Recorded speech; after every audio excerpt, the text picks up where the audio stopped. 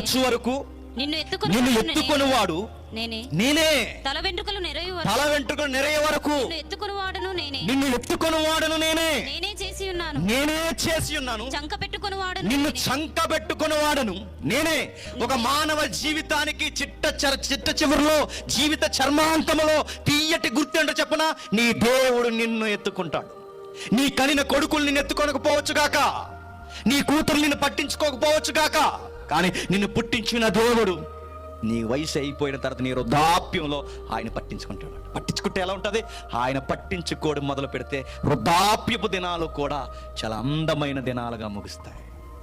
వృద్ధాప్యపు దినాలు కూడా అందంగా ముగుస్తాయి. అవును, ఆ సృష్టికర్తను స్మరణకు తెచ్చుకుని ఆయన కొరకు బ్రతికే ఆ జీవితాన్ని చాలా అందంగా దేవుడు ముగిస్తాడు.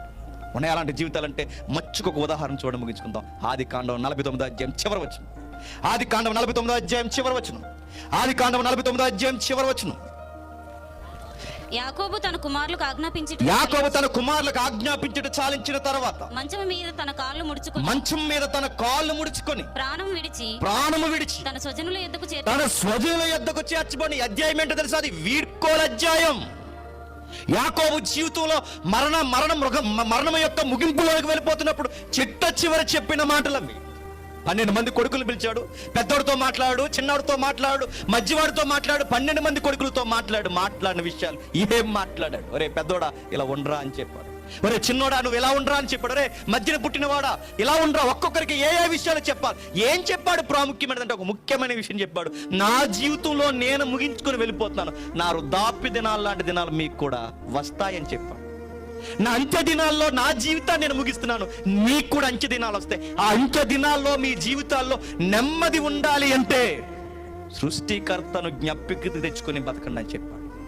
ఇదిగోరే పెద్దోడా నువ్వు ఇలా ఉంటే దేవుని ఎదుట నీ జీవితం ఇంపుగా ఉండదని చెప్పాడు.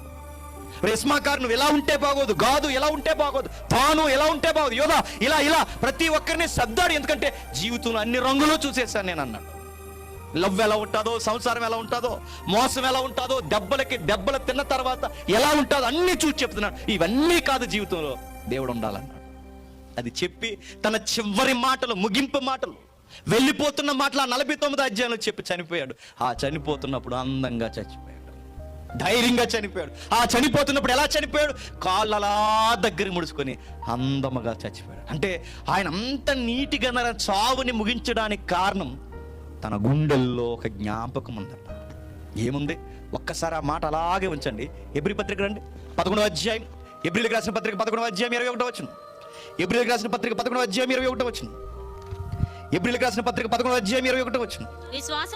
విశ్వాసమును బట్టి యాకోబు అవసాన కాలం ఫుట్ నోట్ ఇచ్చేటండి. అవసాన కాలం మరణ కాలమందు యోసేపు కుమారులలో ఒక్కొక్కరిని ఆశీర్వదించి తన చేతి కర్ర మొదల మీద ఆనుకొని దేవునికి నమస్కారము చేసి తన జీవితాన్ని ముగించేశాడు.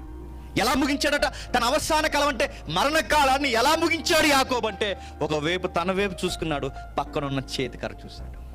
తన అవసాన కాలం అంటే మరణకాలమందు ఆ మరణంలో ధైర్యముగా చనిపోవడానికి యాకోబు గుండెల్లో ఏముంది? ఒక తీయటి దేవుడిచ్చిన జ్ఞాపకము. ఏముంది? అంతకుముందు తన మీద తాను ఆనుకునేవాడు, తన మేధాశక్తిని నమ్మేవాడు, తన బలాన్ని నమ్మేవాడు. తన మేధాశక్తికి బలమైన పునాదైన తుంటె ఎముకని ఎరగొట్టించుకున్నాడు. దేవునితో పోరాడి తుంటె ఎముకని ఎరగొట్టించుకున్నాడు. ఎప్పుడైతే తుంటె ఎముక విరిగిపోయిందో ఒక అనుభవం వచ్చింది. అనుభవం ఏంటో తెలుసా? ఆనుకోవలసినది నా మీద నేను కాదు, ఆనుకోవలసినది దేవుడిచ్చిన జ్ఞాపకం మీద. అదే చేతి కర్ర. దేవుడిచ్చిన జ్ఞాపకం చేతికర్ర మీద అనుకున్నాడు. ఎప్పుడు లేచినా ఆయనకి చేతికర్ర పక్కనే ఉండేది. ఆ చేతికర్ర మీద ఆనుకున్నప్పుడల్లా కర్రను చూసినట్టు ఎవరు గుర్తొచ్చేవారట? దేవుడు. కర్రను చూసినట్టు దేవుడు గుర్తొస్తే, ఈ కర్రను చూసి నడవలేని తన కుంటితనాన్ని చూసినప్పుడల్లా దాన్ని చేదు గుర్తు అనుకోలేదు, తీయటి గుర్తు అనుకుని చేతి కర్ర మీద అనుకుని దేవుడికి వందనాలు చెప్పేవాడట, నమస్కరించేవాడట. దేవా నీకు స్తుతులు, స్తోత్రములు. ఆ జీవితానికి అనుభవాన్ని ఇచ్చావు. అనుభవాలతో చచ్చిపోయాడు ఎవరు? యాకోబు.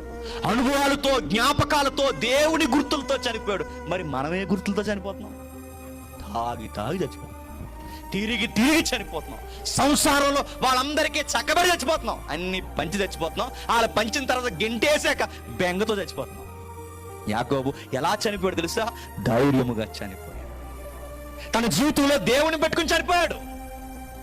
తన కొడుకు చనిపోయినప్పుడు, తన కొడుకు ముందు తన చనిపోతున్నప్పుడు ఆ కొడుకులందరిలో ఉత్తమ కొడుకు ఉన్నాడు. ఆ కొడుకు పేరు యోసేపు. మాటినే కొడుకు, అర్థం చేసుకునే కొడుకు, విషయం చెప్పక మునిపే ఏం కావాలో తండ్రిని అర్థం చేసుకున్న కొడుకు.